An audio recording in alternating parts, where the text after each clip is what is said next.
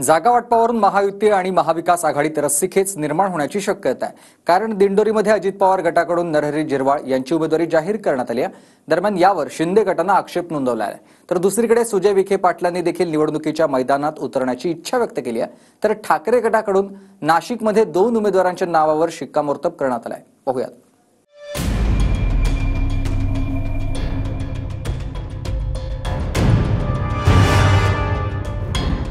लोकसभेत झालेल्या पराभवानंतर सुजय विखे पाटील पुन्हा एकदा निवडणुकीच्या मैदानात उतरण्यासाठी तयार झाले। स्वतः सुजय विखे पाटलांनी राहुरी आणि संगमनेर विधानसभा मतदारसंघातून निवडणूक लढवण्याची इच्छा व्यक्त केली। अहमदनगर लोकसभेतून शरद पवार गटाच्या निलेश लंकेंनी सुजय विखे पाटलांचा पराभव केला होता। त्यामुळे पुन्हा सुजय विखे पाटील निवडणुकीच्या मैदानात उतरण्यासाठी सज्ज झाले आहेत। सुजय विखे पाटलांनी राहुरी आणि संगमनेर मतदारसंघातून निवडणूक लढवण्याची इच्छा व्यक्त केली आहे। संगमनेरमध्ये सध्या काँग्रेसचे बाळासाहेब थोरात आमदार आहेत। दरम्यान या मतदारसंघातून सुजय विखेंना तिकीट मिळाल्यास त्यांच्यात लढत होण्याची शक्यता। तर राहुरीमध्ये शरद पवार गटाचे प्राजक्त तनपुरे आमदार आहेत। त्यामुळे या मतदारसंघातून तिकीट मिळाल्यास प्राजक्त तनपुरे आणि सुजय विखे पाटलांमध्ये सामना रंगणार। नाही, आता शिर्डी विधानसभा नामदार राधाकृष्ण विखे पाटील साहेबांच्याच नेतृत्वाखाली लढली जाईल अशी माझी अपेक्षा आहे। कारण की शेवटी पक्षाचं अजून निर्णय होणं बाकी आहे। तिकीट कोणाला मिळणार, काय मिळणार हा प्रक्रियेचा भाग आहे। पक्ष निर्णय ही पक्ष त्याला संधी देईल। आता इकडे श्रीरामपूर आहे तिथं राखीव आहे, तर इकडे शिवेला रावरी आहे, तिकडे संगमनेर आहे। तर मला पक्षाने जर आदेश दिला की समन्वय होत नाहीये पण तुमच्या नावावर समन्वय होण्याची शक्यता आहे, तर पक्षाच्या आदेशावर मी काम करणारा माणूस आहे।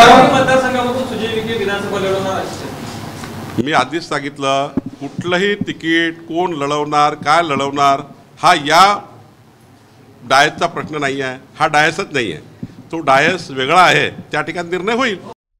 तर दुसरीकडे दिंडोरी विधानसभा मतदारसंघातून अजित पवार गटाकडून नरहरी झिरवाळ यांना उमेदवारी जाहीर करण्यात आली आहे।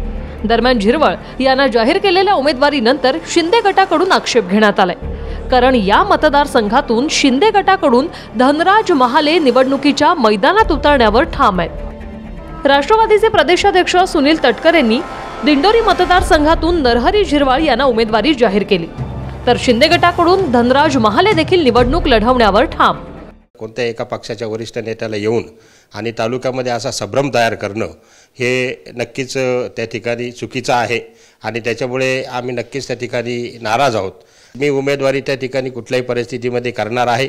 जनतेची इच्छा आहे आणि जनतेमध्ये जाऊन आणिच त्या ठिकाणी उमेदवारी होणार आहे आणि मला नक्कीच खात्री आहे की मधल्या काळामध्ये जे काही माझ्यावर जनतेने विश्वास टाकला तो विश्वास संपादन करण्यामध्ये मी यशस्वी झालोय। दरम्यान धनराज महाले कोण आहेत त्यावर एक नजर टाकूया। धनराज महाले शिवसेनेचे माजी आमदार। 2019 लोकसभेच्या पार्श्वभूमीवर धनराज महालेंनी राष्ट्रवादीत प्रवेश केला आणि लोकसभा लढवली। 2019च्या लोकसभा निवडणुकीत भाजपच्या भारती पवारांकडून धनराज महालेंचा पराभव। लोकसभेनंतर राष्ट्रवादीतून धनराज महालेंनी पुन्हा शिवसेनेत प्रवेश केला।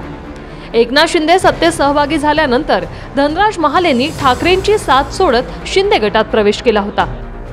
एकीकडे महायुतीत जागा वाटपावरून रस्सीखेच निर्माण होण्याची शक्यता आहे, तर दुसरीकडे मवियात देखील जागा वाटपावरून वादाची चिन्ह आहेत। ठाकरे गटाकडून नाशिकमधल्या 2 जागांवर उमेदवारांबाबत ठराव मंजूर करण्यात आलाय। नाशिक पश्चिममधून सुधाकर बडगुजर तर नाशिक मध्य मतदारसंघातून वसंत गीते निवडणूक लढवणार असल्याचा ठराव मंजूर करण्यात आल्याचं स्वतः बडगुजर यांनी म्हटलंय। मध्यमधनं वसंत भाऊ लढतील आणि पश्चिममधनं सुधाकर बडगुजर नावावरती सर्व पदाधिकाऱ्यांनी आग्रह धरला आणि त्यानुसार एकमताने ठराव त्या ठिकाणी केला। वरिष्ठांनी यापूर्वीच गोवेड दिलेला आहे की तुम्ही तयारी लागा। ज्या मतदारसंघामध्ये आपल्याला घ्यायचे आहेत त्या मतदारसंघामध्ये यापूर्वी शब्द दिलेले आहेत की तुम्ही तयारी लागा। महानगर प्रमुख देखील या जागेसाठी महानगर प्रमुखांनी सांगितलं ना, आता मीच डिक्लेअर केले। मुंबईत काँग्रेस आणि ठाकरे गटात जागा वाटपावरून वाद निर्माण होण्याची चिन्ह दिसत आहेत। कारण काही दिवसांपूर्वी मुंबईतील 36 जागांपैकी 25 जागा ठाकरे गट लढवणार असल्याची माहिती सूत्रांकडून मिळाली होती। दरम्यान ठाकरे गटाच्या या 25 जागांपैकी काही जागा तसंच इतर 16 जागांवर काँग्रेसकडून मोर्चे बांधणी सुरू करण्यात आली आहे। यासाठी काँग्रेसकडून मुंबईत विशेष यात्रेचं आयोजन करण्यात येणार असल्याची माहिती आहे। काँग्रेसकडून कुलाबा, मुंबादेवी, भायखळा, वांद्रे पूर्व, वांद्रे पश्चिम, मलबार हिल, धारावी, भायखळा, वडाळा, अणुशक्तीनगर, चांदिवली या जागांसाठी मोर्चे बांधणी सुरू आहे। विधानसभेच्या निवडणुका अत्यंत जवळ येऊन ठेपलेल्या आहेत। महाविकास आघाडी म्हणून आम्ही विधानसभेमध्ये पुढे जात आहोत। त्या दृष्टीनं 7 तारखेला आम्ही एकत्र बसणार आहोत आणि त्यामध्ये आमचे अध्यक्ष माननीय नानाभाऊ पटोले यांच्याशी फोनवर चर्चा केली, जयंत पाटलांशी अध्यक्ष राष्ट्रवादीचे त्यांच्याबरोबर चर्चा झाली। 7 तारखेला एकत्र बसण्याचा निर्णय झालेला आहे। महाविकास आघाडीची बैठक होते 7 तारखेला मुंबईमध्ये। आम्ही उद्धव ठाकरे स्वतः दिल्लीमध्ये आहेत त्या दिवशी।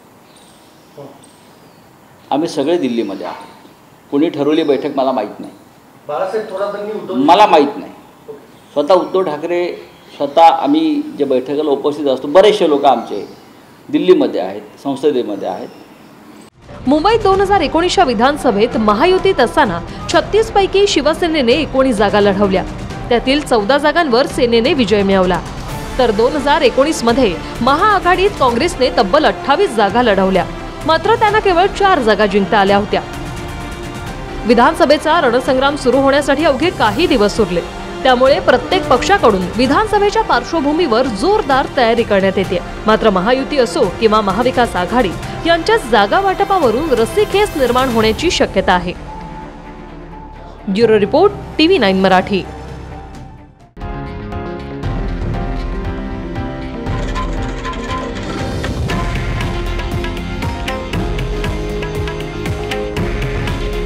हे आहे देशातील नंबर 1 न्यूज नेटवर्क आणि आपण पाहत आहात TV9 मराठी। काळजी तुमची, हित महाराष्ट्राचं।